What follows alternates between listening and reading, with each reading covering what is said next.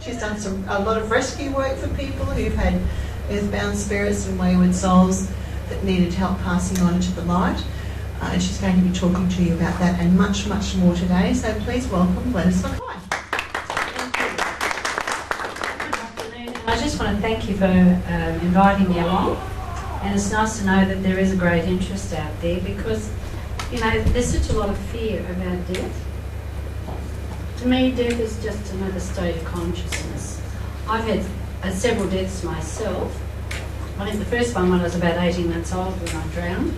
Don't remember much about that. And then when I was about 15 years of age, I was deliberately drowned at a beach in Hobart. It was a regatta was on down Sandy Bay. And apparently it appears there was this young lad who wasn't quite right. He was going around holding people under the water. And I got out of my depth. The next thing was these hands came around my throat and I was being held under. And at first I thought it was my brother-in-law having a joke, and I was trying to get up and I couldn't get up, and then I had this experience where you could feel your lungs filling up and I knew that I was going to die, and next thing there was an almighty explosion. It was like an explosion in my head, and next thing everything went very calm, and then I was drifting, and I was drifting towards the light, and as I drifted towards the light I could see someone in the distance, so I was curious to go forward to find out who it was. And then I heard a voice say, "Go back. You're not ready to come here. Go back." I came to on the beach. There were police, there was an ambulance and that there. But apparently he'd tried it on some other people and they'd called the police. And so I was very lucky that I came back. They decided they didn't need me over there. That brought me to total awareness, but from when I was a child, because I came from Tasmania, and yes, they did take the other head off.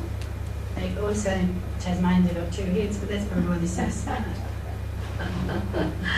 But anyway, from when I was a little girl, from when I was a child on their parents' farm, they used to give me sick animals, and I used to carry them around to heal them.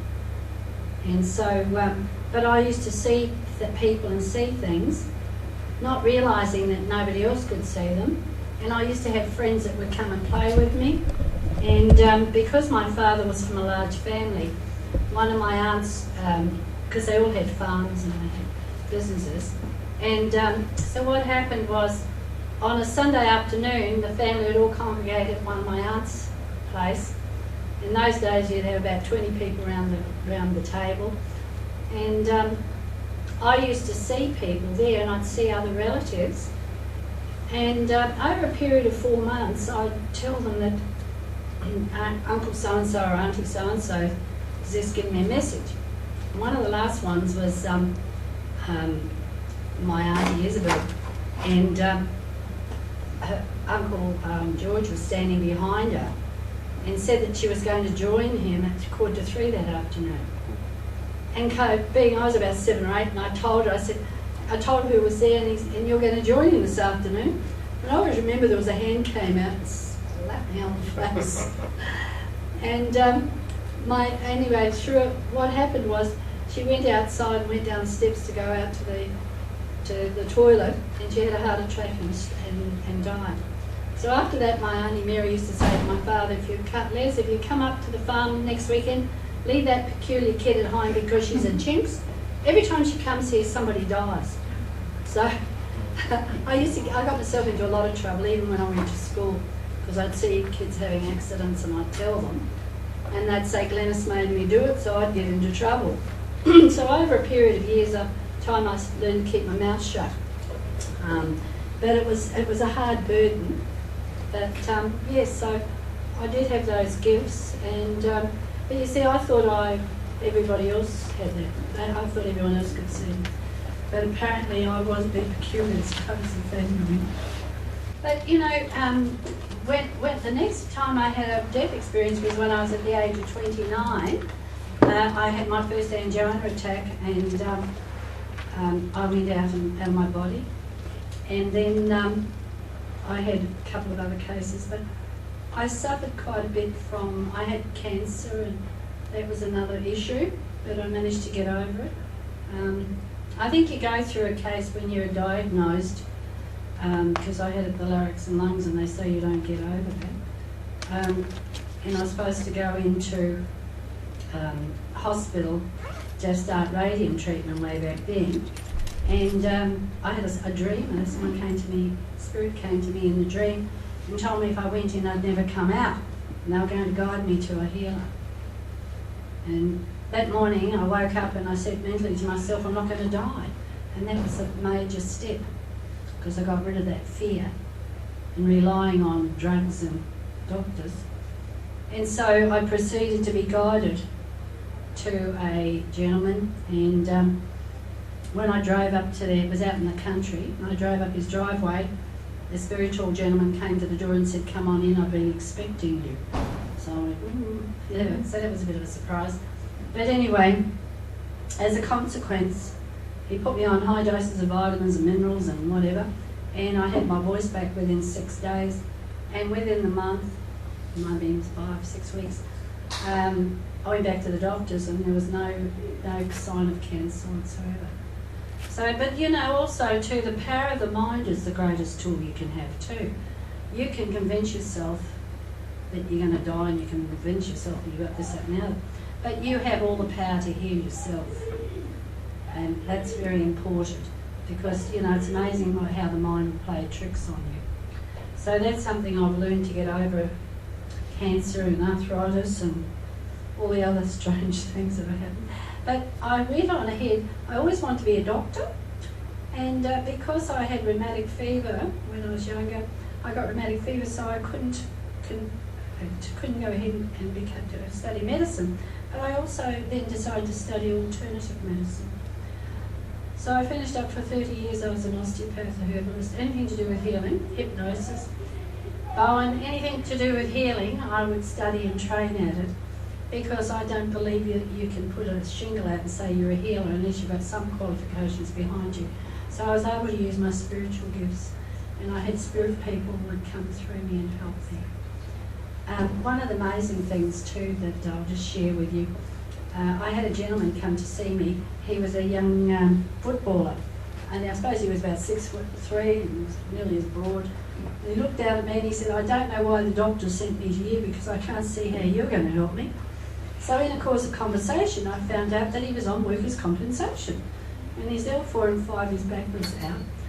So I started to treat him, and of course he was very tense, and he didn't really want me fixed. But anyway, I heard a voice say to me when I had him laying on the table, lift your hands up. And I lifted my hands up, and I turned, and there's a gentleman standing at the end of the therapy table, and he was dressed in a 3-piece suit. It was a dark pinstripe suit, and he had a white shirt with the, attachable collar with the little pearl buttons, and he had a fob watch, and he was very neatly dressed, and he had a very small moustache, and he said to me, move your hands up, and when I did, this young chap's lower lumbar clicked back into place. And I mentally said to him, well, who are you? And he said, William J.B. Forbes, doctor. And he disappeared. So over a period of time, he would come and help. And then we found out that I asked what the J.B. was for, and he said his name was William James Bennett Forbes. And he was a Harley Street specialist, and he passed away on the 13th of April in 1914. And he said if only he'd known about spirit, he felt he could have helped a lot more people. So he chose to come, one of the people who come through me to help in my work. But I also did some investigations. I spent time with a very elderly doctor that had retired, and he researched and found that this man definitely did exist. And he did pass away on the date that he told me, and he was a Harley Street specialist. So, but the thing is with being a medium and clairvoyant and making communication, I like to keep my feet firmly on the ground. You're not going to get anywhere if you become a space cadet. You've got to be grounded, and you question everything. Because I am a bit of a skeptic as well, and healthy skepticism is a good thing. You question. And that's what I've always done most of my life. this question, what I get when people come through, Spirit comes through and gives me something, I want facts, you know. So I've been very, very lucky and very gifted. I've been very thankful that I've had that gift to be able to help, because you can help people a lot more when you are able to be the instrument for that healing from Spirit. Now you see, there's no such thing as death. Death is only another state of consciousness. When we pass through that veil, we take our thoughts and feelings with us. And that's something that I've experienced. I had, some years ago, I had another heart attack, and it was just after midnight, and I went out of my body, and you go into, there's nothing that here on this earth can describe the beauty and the colours and the peace. And it's all knowing. It's like you know everything. It's like the past, the present, the future, everything. You have a greater understanding of life. And I went out, and then I thought, I wonder if my husband, George, knows I've just had a heart attack. Next thing, I was back in the room, even though the room was in total darkness. I watched him as he stumbled out of bed, and he's saying, where are your pills, where are your pills? And he was staggering, he staggered and bounced off the built-in wardrobe. And I started to laugh to myself, and I thought, I better go back and tell him where they are. Well, the next thing I know, I'm in intensive care at the hospital. And it was quite interesting, because all of a sudden I felt as though my life force had come back into my body, and it felt like my legs and arms went up in the air when it came back. And I was taken to St Andrew's Hospital, and that was in 91 I think it was. Anyway, the doctor said that I'd had a heart attack and whatever. And I said, oh, well, that's good. I said, now I can go home. He said, no, you can't go home. You have to stay here. And I said, I know what caused it. I'm going home. So I had an argument with him, and I signed myself out of the hospital and went home. So, and of course, years later, I had another heart attack, and that was 7 years ago, and I finished up in PA, and I finished up having a triple bypass and heart repair. But they said to me then, the doctor said, if you hadn't signed yourself out of St Andrews, he said you would have only had a stint. So, but they took me back that night into the theatre, because I was hemorrhaging internally. So they took me back and opened me up, and that's when I went out of my body. I went into spirit world again. But I was floating around, and I was listening to the doctors talking, and I listened to this the tall gentleman saying to them, how could you let this happen to this woman? Get her back to theatre straight away. So that's what happened. But I went into the spirit world again. But it seemed like there were hundreds of people, spirits here with their arms crossed, and they wouldn't let me through. So I had to come back, and then when I did come back, I could hear someone. It was like coming down a tunnel. I could hear an echo, and I could hear someone saying, we've got to get our lungs working. So, yeah, so here I am. So, you know, these experiences give you a greater understanding about life and love, and you know, sometimes I think it's very sad when you see families not getting along. You know, we all need to build bridges, because life is so short. And, you know, we do live in a materialistic world, and that's the sad part about it, because people become very selfish and materialistic. And they don't know about unconditional love, and I think that's one of the most important things we have to learn about in life. So, as far as that goes, we're here to do our best to try and help one another. Also, too, I just wanted to read a little something. I'm also, as Cheryl said, I'm a spiritualist minister. I was ordained many years ago, and I run a church service the second and fourth Sunday of every month over at Lillian Avenue, Salisbury. And I often get called out to do rescue work where people have lost souls, or people call them ghosts. But as far as I'm concerned, 9 times out of 10 are loved ones or family that are held there because of our own grief, and they want to be around us. And so that's what I do. I go in and try and get rid of the spirits and let them know that they don't belong there anymore. They need to go into the light. And some of them aren't so nice. what you also have to understand that there's ley lines that run through this earth, and you get streams, underground streams that crisscross. Sometimes they can be very negative, and often that is what attracts these entities, because they feel that they need to be there. But the other thing is too, I've been to homes where I've been asked to come in because there's been spirits activity, and I have found that people have passed away. One of the family members had passed away either with cancer or some related illness. But what I've found is they have slept, their bed's been on that negative ley line for 30, 40 years. And I always say, and even children, if you have children that can't sleep or you have trouble with sleeping, you need to look at where your bed is and look at the room if you can change and get off those negative ley lines.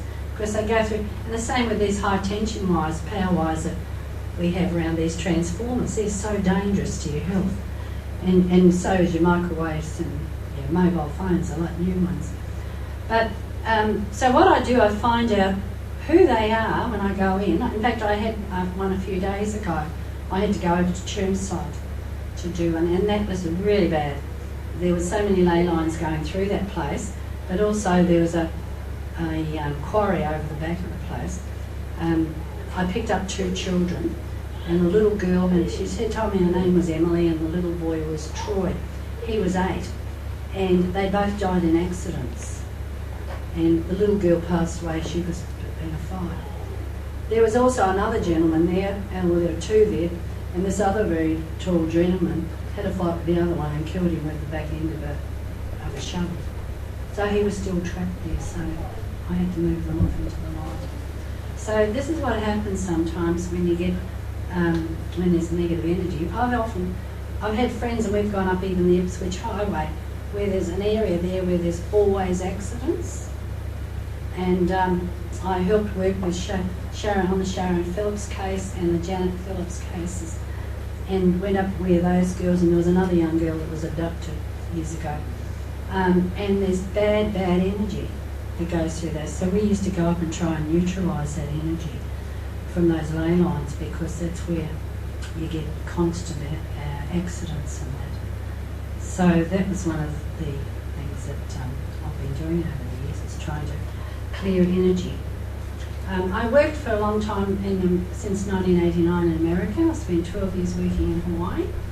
I did a lot of work out at the University of Hawaii, and I used to have my own radio shows there. I used to be wined and dined by the head of the Defence Department. I hope they took an interest in my work. But I used to go out and do rescue there and help with the police and that. But the University of Hawaii have got absolute evidence that life does continue after death. I was called there to release a young soul. There was complaints that in one of the units there where the young students stay, there was a lot of activity. And what happened was, some years earlier, this young chap had committed suicide. And I did a lot of work with Dr. Glenn Grant. He was a historian and criminologist. And he used to have these ghost tours of Honolulu. And I met him through a friend, so he used to take me out to clear areas. But anyway, what happened was, a young couple came to one of his meetings and said that he'd lost his cousin, and he'd committed suicide at the university where he was living, at the student accommodation, and that there'd been a lot of activity. And this other young chap said, well, look, I'm in this room, and he said, it's really strange. He said, I had this dream. He said, I dreamt that this young lad came out of the cupboard, he walked over to the desk, he got the chair and he brought it over and turned it round and leaned on the back of it and proceeded to tell me that he died because he was so stressed that his girlfriend, they broke up, and he was so upset about it. But he said, what really shook me up, he said, when I woke up in the morning, the chair that I'd already put under the desk the night before, when I went to bed, was leaning up against the bed. So Glenn asked me would I be kind enough to go up and see what I can do. So first of all, they took me to the wrong floor, and then I said, well, I need to go down to the next one down below. And I walked into the male bathroom and one of the lecturers said, "Why is she going in there?" It was because I felt this energy from this young lad was in there. Anyway, I walked along and I came to the exact room where he died, because he actually hung himself from the wardrobe. And what happened was, as I got to the door, all of a sudden he took me over and he came through me with this Hawaiian voice. And he said, "Jesus Christ, what have I done? What have I done? Jesus Christ, what have I done?" Because he was out of his body and realised he just killed himself and hung himself. Anyway, he came through and he gave names of family members, his best mate, and told them a few. Well, they got it on tape. And of course, what happens sometimes when that energy withdraws, I often collapse. I fall over or collapse. And in his book, in the book they wrote, called Obaki, which means ghosts, that he said, Dr. Grant said, "Holy hell, I think we've killed the medium." Because I collapsed on the ground and I thought they'd killed me. But anyway, it was great that these academics are finally on tape, and then they went and researched, went and saw the family. His best mate was his cousin, and he gave the name of the girl, which was accurate, and he gave the name of the family and the information. So it was all confirmed, and so they have that at the University in Hawaii, that life does exist and you can communicate. So that was one up for us spiritualists. But, I think too, when you release your fear, there's nothing to be afraid of, because fear is only created through ignorance. And because we've all probably been brought up in a religious, had to go to church or mass or whatever, and you're always told that when you've misbehaved it was the work of the devil. Well, as far as I'm concerned, if you reverse that word, it means lived, and that's what we're here to do. We're here to live. And the only devil is a negative thought. That's what evil is the negativity that you create within yourself. So if you can get rid of all the negative thoughts and depression and that, and start working on love and feel good about yourself. And I always say to people, go out and walk in the sun, go and ground yourself on the grass, go and work with Mother Nature, because that helps you. Am I boring you? Does anyone want to ask any questions? Good. Okay. One of the beautiful things that I run a meditation. I have been running meditation since 1980, and I used to run a closed circle for communication, and I still run classes. But for many years I used to block and I wouldn't let anyone come through me, because I used to think these people think that it's coming from my mental mind, and you've got to have proof about all this. So what they used to do, they virtually put me to sleep, life as I thought, and then Spirit would come through and talk. So I've been very fortunate. We've had Harry Edwards, who is a wonderful healer, a British healer. He comes through and gives us talks and lectures on healing. We've had quite a few different people come through. Also, loved ones often come through. We've had people come to our group, and loved ones that have come through and give them accurate information. The other one more recently was Grace Cook, and she said it's the first time that she's ever channeled through anyone, and she brought through, she used to channel White Eagle, everything. And but what she said was the most important thing in her life is to get out in the sun, to accept the rays or the spheres of light from the sun's rays, walk on Mother Earth, get yourself grounded, and that helps to build your soul. And that's what we're here. We're a soul with a body, not a body with a soul. And that soul, we're here to learn, to grow. And that's what she said. It doesn't matter. Life is a stepping stone. It doesn't matter what you do. You fall down the cracks, you've got to get up and move on. And we always have to learn to take responsibility for our own lives. We can't blame others because something goes wrong, because we choose to be in that situation. and we choose to have that experience. But if you didn't have all those experiences, how are you going to build your character? How are you going to learn to be a better person?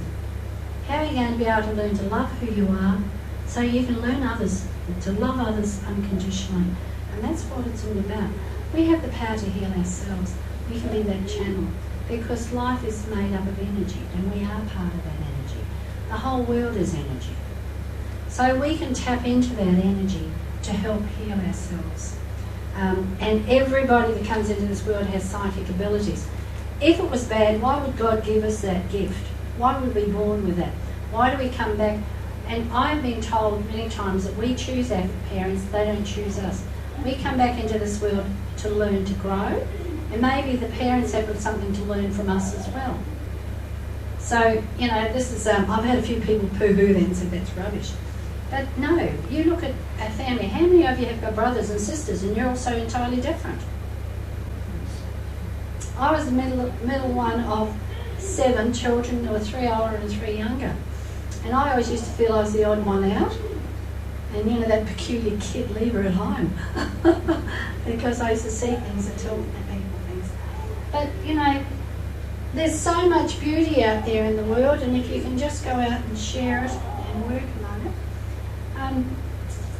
Does anyone want to ask me any questions? Ley lines, how can you detect them? Well, I have an aura meter, and you can do them with, you can learn to dowsing. For dowsing. I used to do dowsing years ago. You can use a willow wattle, or you can use, I bought an aura meter when I was over in America. I got it from the university, and it's very sensitive. Unfortunately, I didn't bring it with me today. I could have given you a demonstration. And that you can go along and pick up where water is, or power under the or streams. And I sometimes used to use it for when we'd go out west. Say we go and look for gold, and I'd pick up all these. I'd go to a friend who was up at Sapphire, so I took it up there and let him use it for a little while. And he picked up some really good sapphires. But the whole world, there's streams under everywhere. Right? And you get negative ones and you get positive ones. It's the same if you understand about our Indigenous people. They are very, very psychic. They are so telepathic. But we are also telepathic. How often does the phone rings and instantly you know who's on the line, right? Because we have that gift. I used to teach when I was in Hawaii, I used to teach telepathy. Because that's the future. That's the future, telepathy. The other thing too you'll find, because I've spent quite a bit of time with our Indigenous people, and also the Kahunas in Hawaii and the Maoris in New Zealand, because I lived over there for 20 years.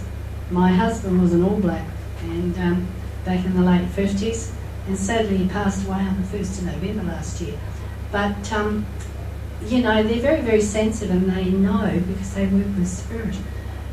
Some of the things that I learned from the Aborigines, our Indigenous people, what they find is they know where they build their Bora rings. They know where the vortexes are.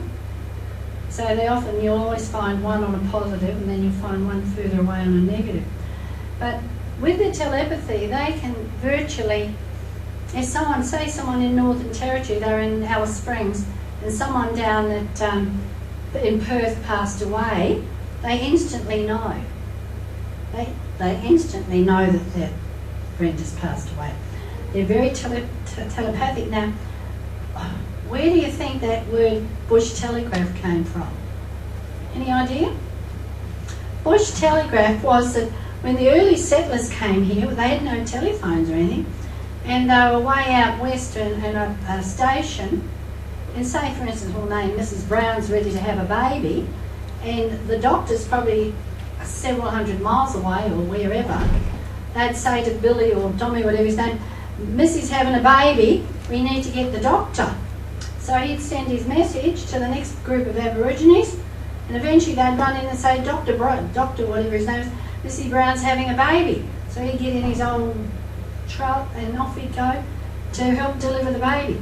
So that's what I'm saying, they are very, very telepathic. And that's where your word bush telegraph came from. So that's another little bit of news. But this is what you find, I spend a lot of time out there. There's vortexes and energy all over the earth. I spent last year over at Wilpena Pound in South Australia. I went to an elders conference, and they came from Alaska and Hawaii, American Indians and the Aborigines. Spent time out there with them, and I was very privileged to be taken to areas where there's very high energy, and some of their all their paintings and things were. But there are vortexes there. And, you know, someone can walk through it and you don't see them. They sort of disappear and then they reappear again later. When I was living in New Zealand, you know, our house was built on I didn't know it was on a earthquake, a fault line.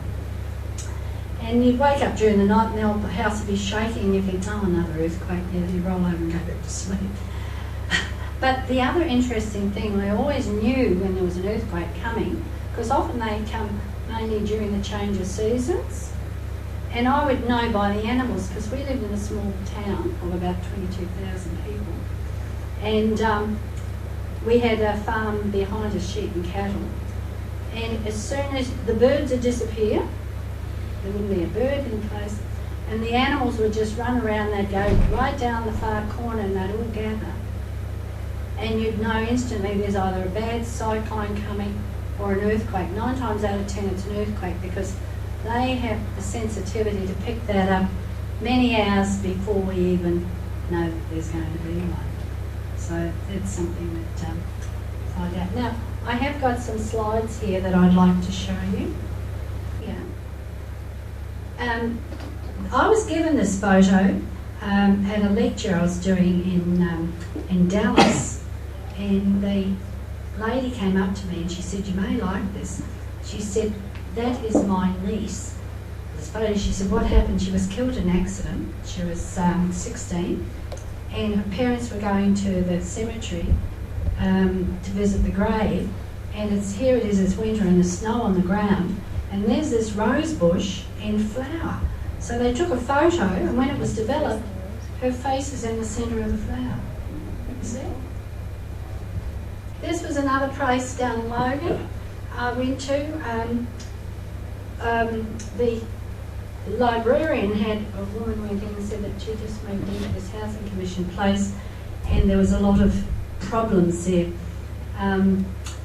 So I was asked to go along, and one of the journalists, it was Joan Starr at the time, who sadly since passed away, and Nicole Vlug, she was at the time, did the photography for the Logan newspaper.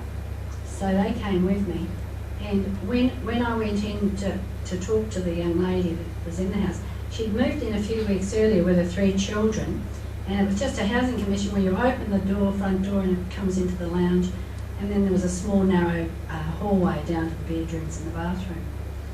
And she said that when she first moved in there, she said she'd hear footsteps, and next thing she'd hear the front door open and slam, and then she'd hear footsteps down the hallway. And then she'd wake up at night hearing a little girl calling, "Mummy, Mummy, help me, help me." And they had a kitten, so they put it with a kitty litter in the bathroom so they wouldn't run away. And she heard the racket in the bathroom, so she got up, checked the bathroom, and the cat came rushing out. She went, and the children were all sound asleep, so she got the kitten, put it back in the bathroom. The following night, the same thing happened. She let the kitten out, and the kitten disappeared, never to be seen again.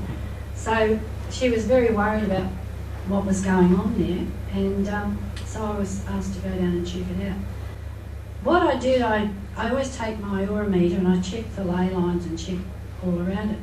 And what I picked up was, I picked up this van running down the driveway, and I saw somebody lying down, and it looked to me like, I thought it was like a handle or something that he was holding at her. Anyway, what happened, I also went through the house, went into the bedrooms. It was about 9 o'clock at night, the children were asleep. When I went into the little girl's room, there's a young man standing by the window. So I said to him, what are you doing here? And he said, I'm here to protect my nieces. I said, what is your name? And he said, it's Jeffrey. So I said, well, what happened? You know, why are you here? He said he'd been killed in a motorbike accident something like 14 months earlier. And he was there to protect his sister and his nieces. So I walked out, and as I walked down the hall, I felt, now there was no light on in the hall. And I said to Nicole, turn your camera this way and take a photo, because I feel that this young man or someone's walking behind me. And that's how it came out. And that's what you look like, spirit energy. And as it comes, and you'll see as he walked towards me, I had some more photos, but unfortunately I foolishly lent them to people. You never ever lend photos to journalists or people that write books for Women's Day or any of those, because you never get them back. But anyway, they're the ones that I was able to retrieve. And what I found out was, a few doors up, sometime earlier, a man had gone berserk with a gun. He killed his wife. He chased his wife down this driveway and shot her. He went back to his house and he killed his son and daughter. And little boy was trying to get out the window. The little girl was calling for a mother. And so their spirit energy was still attached to that area. We did research with the police and everything and found that it was factual. So we were able to send them into the light. There's a few areas around Woodridge and that where there's some really bad energy. And sometimes, you know, where these negative ley lines go, you'll often find there's disruption in the home, there's fights or arguments, people get very sick, and it's very sad. And you know, when property developers build these places, they don't go checking to see where the energy is, they just go on. We had one over on the north side just recently, near the railway line. There was a housing commission place, and that was actually built on a borer ring. And it's like Central Railway Station. The spirits are going in and out all the time, and the people are having no end of trouble. So we try and clear them, and then they come back again. So it's a bit of a worry. This was a friend of mine, a lady from Ipswich. She was over in Singapore and she had trouble with the back, so they told her to go and visit a acupuncturist. So she went in and he told her to lie on the table while he went out to get the needles. And she said, I was lying there and I'm thinking, about AIDS. And then she said, I prayed and asked for a light of protection around myself. And just then her husband popped his head through the curtain and said, I'll take a photo. And that's how the two photos turned out. This is very interesting. This young girl was celebrating her 21st birthday. This over here is her mother. And some years earlier, her mother's sister passed away. When this photo was taken, her sister appeared in the photo. Oh, that's a very old one. How many people have seen this one? That was taken on the way up the old Bruce Highway. A family were travelling up, a lady with a nephew and his wife, and had been just after a storm, and there was a double rainbow. So they pulled over the side of the road, and the nephew got his camera out to take a photo, and that was developed by Kodak. Kodak wrote a letter saying that it had not been interfered with, and when she saw it, because several years earlier her son and husband had been killed near the Caloundra turn-off in a vehicle accident. So she assumed that could be Jesus or Mary and child, and she said that was a message to say that they were with spirit, with God. So that's a very old one. I've had that for many years. Now we talk about energy coming out of the earth. This is out of Billawheeler, where friends of mine were shifting an old house. And when they took a photo, now behind that house, on the bottom photo where that car's parked, right behind there, is the remains of a borer ring. They shifted this house and you can see this energy coming up out of the earth. This was taken several months later. Because my husband worked at Telstra, they'd work extra hours and they'd have every fortnight they have a Friday off. So this particular early hours of Friday morning I couldn't sleep, and I'd organised, this was in January in 1996, I had organised all these international speakers to come for October for a conference. So I thought I'd get up and go on my computer and type emails and things to them.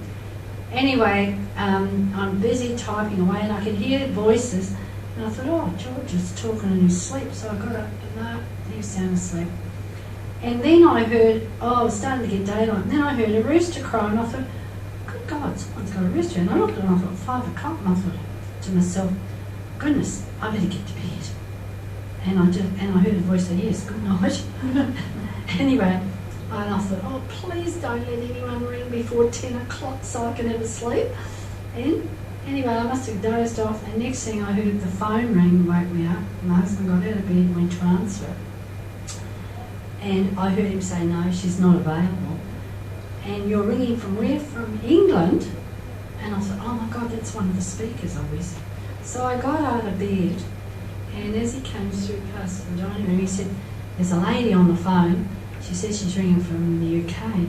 He said, sounds a bit strange. I better go and answer it. So when I went, we had our stove in the kitchen had a clock on it, and it said 6:10, so I'd only been in bed a short while.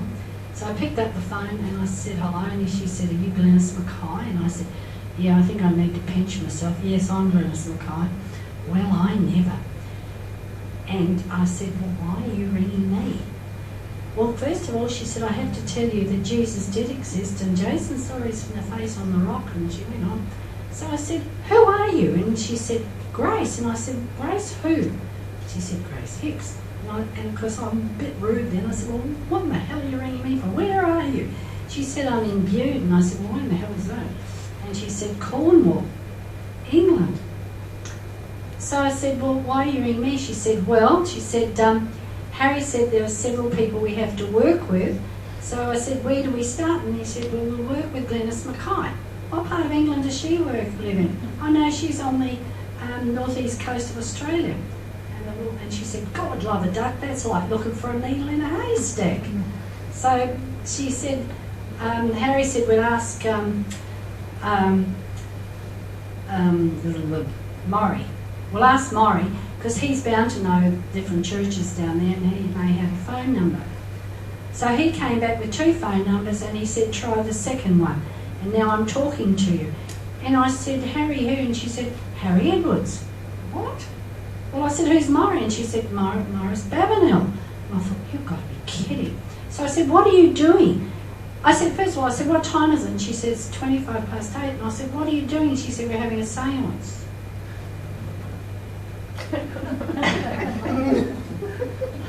Having a seance. Okay. Well, Harry said to tell you the reason why the Glennys died, they got too much water. Well, I came back from America in October and decided I wanted some gladiolus for Christmas, so I planted all these, about 100 bulbs, and as they came up, we had a storm and hail and smashed them all down. And this was about, I think it was about the 18th of January I got the call.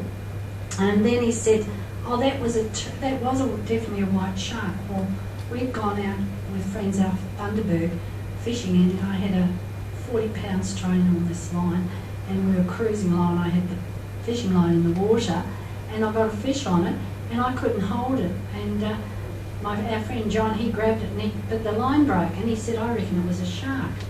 So Harry's saying from over there, from Spirit, yeah, it was a shark. And then she brought my mother through, because when I was 4 years of age, Dad bought me a Shetland pony and brought it home on the back seat of the car. It was so tiny, it was a little. And Jerry didn't like my mother. And every time when I was a little girl, she'd go to put me on the back, he'd either stamp on a foot or bite her. And here she's saying, Jerry really didn't like me, did he? And so they'll bring all this information. Then she brought through Jenny, a lovely young woman that stayed with us. She was a school teacher. She had a very sad life, but when she was with me, she did try to she took an overdose, and eventually we helped her. But she went to Wellington, because we were living in New Zealand at the time. She went to Wellington, she got a transfer down there. And while she was there, she finally did the bad deed. She took an overdose and passed away. So here's Grace Hicks bringing Jenny through for me. So she brought all this information. Then she said, oh, by the way, Murray said to tell you that they call you the White Lady and they're going to work with you more in the future. And I thought, couldn't believe it. So they went on and told me all these different things. So before she hung up, I said to her, what's your phone number? What is your address? So she gave it to me. And when I hung up, it was 7:10. So I don't know who paid the phone bill. Whether Spirit paid it, I don't know. But I was just blown away. I was wide awake by then. So I waited till about 8 o'clock and I rang Jeannie Kane down at the Boundary Street Church and I said, Jeannie, you're not going to believe this, but I had this phone call from a lady by the name of Grace Hexamus, and I said, and she brought through Morris Babineau and Harry Edwards. Well, this Grace Hicks apparently was quite a famous medium, and in the Psychic News in London, Morris Babineau was the editor and he used to write up stories about her. And Morris Babineau was the one that used to channel Silver Birch. And it was quite incredible. And I remember Jean, there was a long pause at the end of the phone and she said to me, you are so lucky, you don't realise how lucky you are. And I said, well, oh, that's right. He also said to me, go ahead with that conference because it's going to be quite successful. Well, it was, wasn't it? And I had wonderful people to help me at the time. We're working to help people to develop their soul growth. And that energy comes from the soul as you awaken it. The colours that you pick up often are indication of the healing that person may need. Like the blue is also a very healing colour, it's a calming colour. It works and reflects on the throat centre, the lungs. Green is the heart centre, but that is also very healing. But sometimes when you're doing healing on someone, when you close your eyes and you're asked to be the instrument for that healing, often you'll be shown a colour. And that can be the colour that's being channeled into that person's physical body. And often when you develop your gifts of seeing auras, the energy around people, you can see the different colours because as you think, you're creating a lot of those colours around you because it comes from the soul and your thought patterns as well. So, but you know, it is so interesting. Have you ever sat and lit a candle and step back and sit and look at the candle, don't look at the flame, but look away from it and see the energy? And you can see colours. Well, that's what you see around people's aura, around the energy field. That's an energy field that we all reflect. Even if you go out and look at trees, you'll see the energy around trees, and gum trees and plants. That's a life force. And when we leave this physical body, our etheric body goes into the spirit world. We leave this shell behind, but we still take our thoughts and feelings. But, you know, healing is so important to be able to even heal yourself. There's a lot of things that doctors shake their heads because they say, you know, we can't do anything more for you, but it's a soul growth in spirit. You can help sometimes to bring that energy through and heal yourself. Sometimes this work attracts people that have got mental disorders, and if they're bipolar or schizophrenic, they should not be sitting in a circle. But there's a lot of people that have been diagnosed with that, but in actual fact, they're not schizophrenic because they've got attachments. And that's what we do rescue on people. But the thing is, when young people start to go through puberty, that's when their psychic gifts are open. And so what happens, they can either see people or they might hear someone talking to them. It could be a grandmother or someone that's passed over. They go and tell their parents. Parents rush them off to the doctor. They send them to a psychiatrist. They put them on drugs. They lose all control of their mind. They are not in control. So then they pick up earthbound souls, mischievous souls that want to take them over and control them. And that's where you've got the problems. There's people in institutions that should never be there. And this is the sad part about it. The other thing too, you have to understand how energy works. People go around, and this is why I've been doing this, what I call the Rainbow Bridge. People go around with all their solar plexus, their chakras open, we call the wheels of energy, the solar plexus, and they draw low mischievous souls. They play games on the base chakras. They want to be psychic and they don't care who they draw through. If they come in the light of God, you communicate with them. If they don't, send them to the light. And this is what they do. You always work from the heart centre and the higher levels of consciousness. You don't work from the solar plexus down. But they do open naturally. When you're gifted, all those centres will open and they balance. But you also have to learn to be strong. When you're strong in your mind, you don't get the attachment. I've heard my husband wandering around me. Touched me on the head last night. And we talked about this before he passed away, but he, after we had his celebration of his life, all of a sudden photos started falling off the wall, but they didn't go down on there and smash. They went over the chair and finished up near the lounge suite. And then I'd come out in the morning and find photos all over the floor of him or some of the children. But some of these photos were in a photo album in one of the bedrooms. So he's letting me know he's around. And then the other night, I was watching a movie, and of course what happens, I fall asleep in the middle of the movie, wake up, something else is on. And I looked at the clock and I thought, oh, it's 20 to 12, I better go to bed. And I heard him say, yes, for goodness sake, go to bed.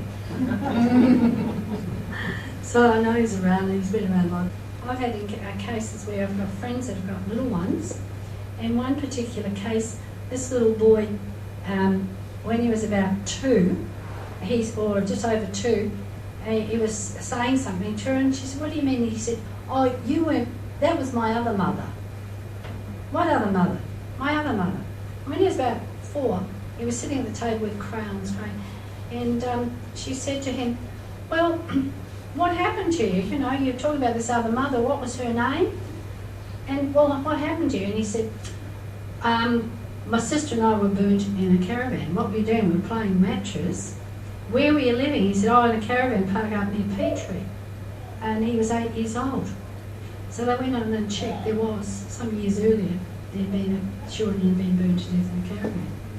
So, but she said they'd be driving along and he'd say to them, oh, that's old so-and-so's place. And she said, I don't know them. And he'd say, oh, that was my other life. That was my other family. You know, so, but there are a lot of children coming back. Look at the young ones coming back that can play a violin. They can do, I just heard on the news, did you hear that today, this afternoon? This young 3-year-old doing mathematics. And his sister, I think she's about 8, she's ready to go to university. You know, and people that come back that are from past lives that are famous, you know, in the past life, and they come back through children with gifts. That's sitting on the end. What's your name, love? Chantal. Chantel. Are you doing some studies at the moment? Yeah. I see a lot of books around you. You're a bit frustrated or something. There's a question about on subject that you're doing at the moment. Are you having a bit of struggle with one of the subjects? Because Because when you read and study, when you sit those exams, the first thing that comes to your mind is the right one, but you question things and then you get it wrong. The first thing, because we're so intuitive, because you know, if scientists had to build a mind, it would take them 1,000. They could never build a mind like we have. In that, it's like a computer. Everything you read from the time you're in your mother's womb, right up to everything you learn, whether it's music, it's in that computer, right? So when you sit down to do studies or do a writing, you do write exactly the first thing that comes into your mind. Because that's always the correct one. Okay. Right? Now, who was it that just had an accident down some steps? Was it you that sprained the ankle or something? Because I get somebody, just be careful if you're, I don't know, I get concrete steps. Okay. So just be careful. Now the 28th of August is a very important date for you, but I see you jumping up and down and looking like a cat that's just licked the cream. Okay. And I feel that it's something really good.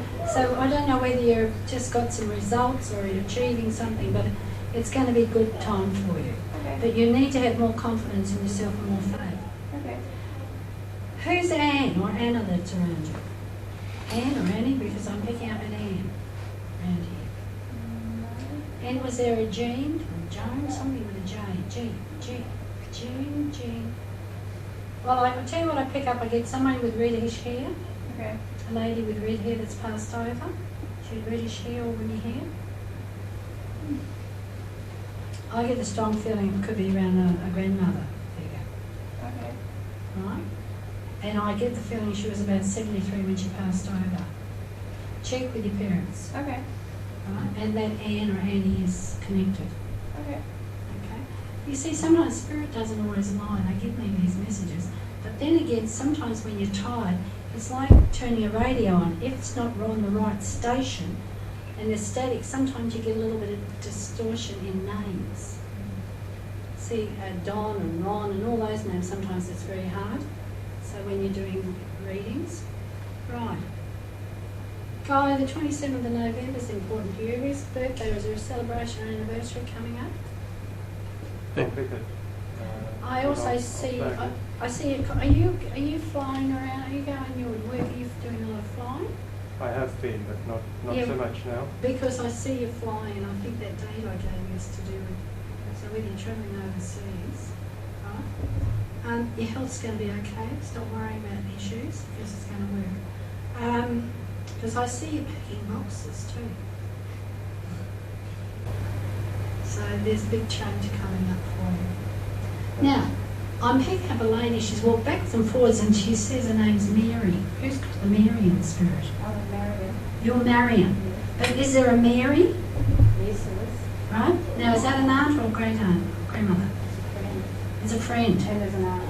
Well, this is the aunt, right? Did she have something to do with teaching?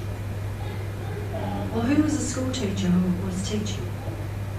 Was it music or is it you with the music? My mum with the music. Thank you, because I get a lady that was teaching music or playing piano. Is there also an Andy or Andrew living? I get the name Andy. I'm also picking up a Peter. What's the connection? Living. Oh, yeah, cousin. Right. Okay, now is it his mum that's passed over? Yes, Teresa.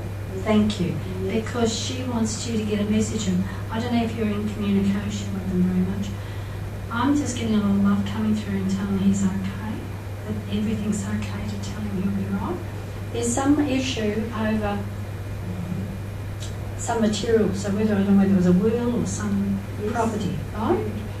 And there's a big argument. Is it a sister or another brother? There's a lot of problems going on. And they all come out of the woodwork when someone passes over and there's money attached to it. And that's the greed. And she's very sad that there has to be like that. It should be equal. That's what she's telling me. There's a lot of love coming through. Right? And she's telling me your health's going to be okay. Stop worrying about things. Okay? God bless you.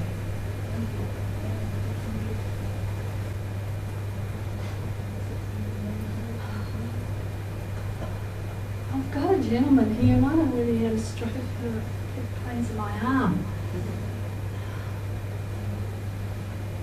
Can I come to this gentleman here that's got Who was it around you that had a stroke just before? Was it father or son?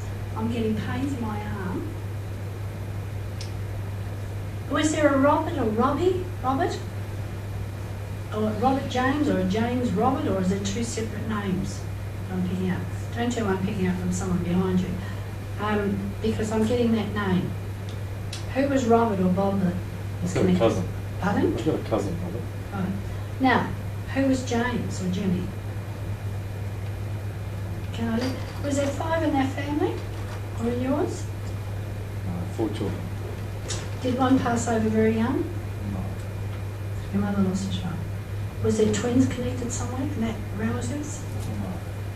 No. Okay. Well, I'm being told there was twins that one passed over. Okay. Who works with tools or a car or in the building trade?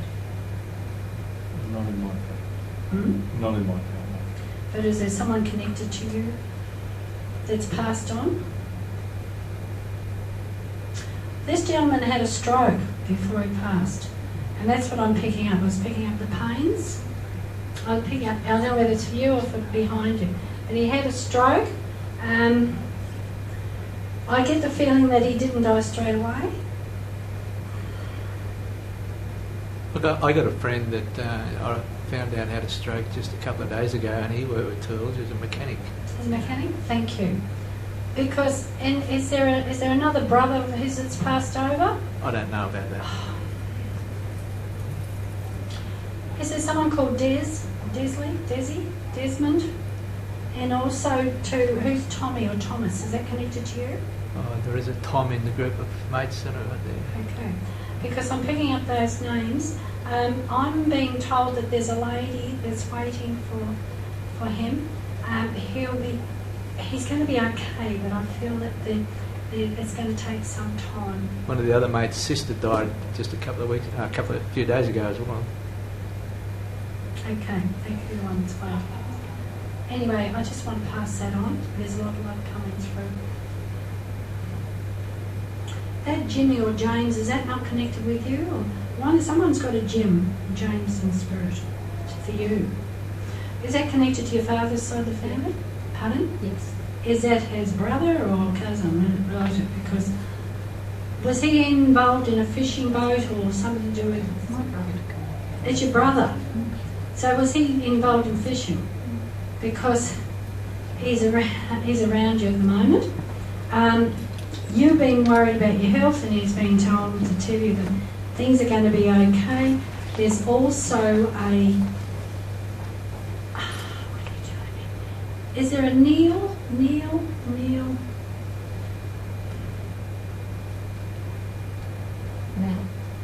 Nell.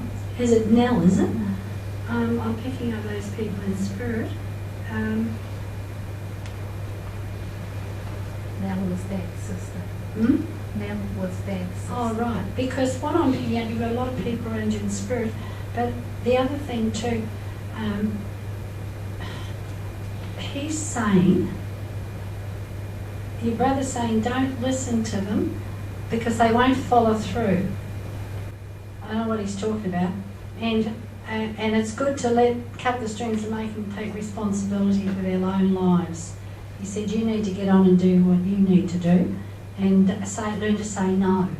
And you know what that is. You'll work it out later. Okay, I'll have to give it to you, right? Yep. And was there 5 or 9 children in that family? 12. But did one die very young, and was there twins? She had some babies that she lost. Yeah. She had 9 that were Yeah. live birth and 2 that did die. Thank you. Because but she had a beautiful voice and used to sing. Just around the house, yeah. Yeah, well, I get singing with her. And she said that, are you a good cook too, are you? Yep. Yeah, you're a great cook. Because she's telling me that you take after her. You're a good cook. But you give too much of yourself to everybody, and there's not love coming through for you. Right? And I'm being told that you're a beautiful soul. You've got a lot of beautiful blue and gold around you at the moment. Yes, you do have a lady, mate, but she was taller than me. She's about this height. Right? Now, was that on your mother's side? Because No. I feel, or was she by marriage? Because You actually picked up that her daughter was going to die last time you talked here at the UFO. Her daughter had just died, and you picked up she was going to die, and you gave me the date, and she died on that date. That's the lady. Okay, well, she's come back. She said, thank you. Very tall. Actually, she's just told me that I'm a smart ass. Very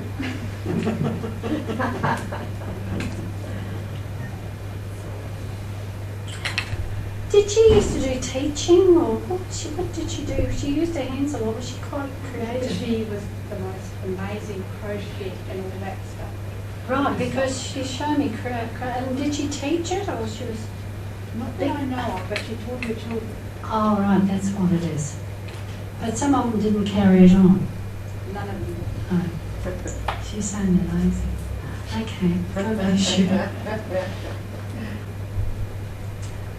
Now, who was Florrie or Florence?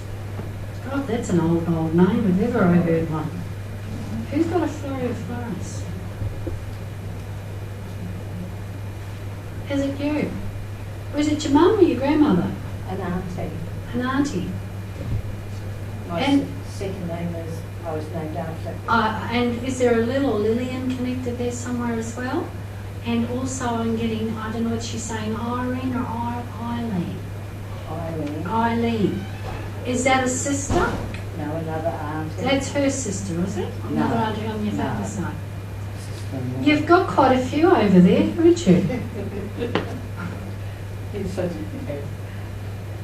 got a lot of green in your aura at the moment, and that to me, I feel that you've been getting a lot of healing. Right? You've had a few ups and downs, and I'm being told after April the 12th, things are going to start really moving, and you're going to find things will work out a lot better for you. Right? But you have faith and you have the power to heal yourself. But you spend a lot of time doing for others. I'm being told, but please start doing for yourself. That's like the hot call on the kettle black, isn't it? Okay, God bless you. Thank you. This lady here in the... I'll come to you. Have you just recently changed a job or had some... Yeah, because I'm getting big changes around you. But I feel also there's a hesitation on there as whether you're worried about whether it's going to work out or not. Don't worry, because it's another stepping stone into something even better. That's what I've just been told. And you've got a lot of blue around your aura. And there is, I don't feel it was you, but there was somebody around you. They lose a little girl, died. I don't know whether it was leukemia or cancer or someone that passed away. Was it a friend or somebody? Oh, my friend's mum just passed away. She was all Is she only small? Yeah. No, she looks really tiny. Yeah. She was. And it was cancer. Yeah. Okay. Is the name Claire mean anything? Got an auntie Claire. For some people who are very interested. Okay. God bless you. Thank you. Okay, well, thank you very much for having me. Have you got any questions? I can't guarantee I'll answer them. Okay, well, I hope you've enjoyed the afternoon. I just want to thank Cheryl for inviting me, and I wish you all well, and may your lives be go in peace and love and grow. That's what it's all about, and be happy. Okay, thank you.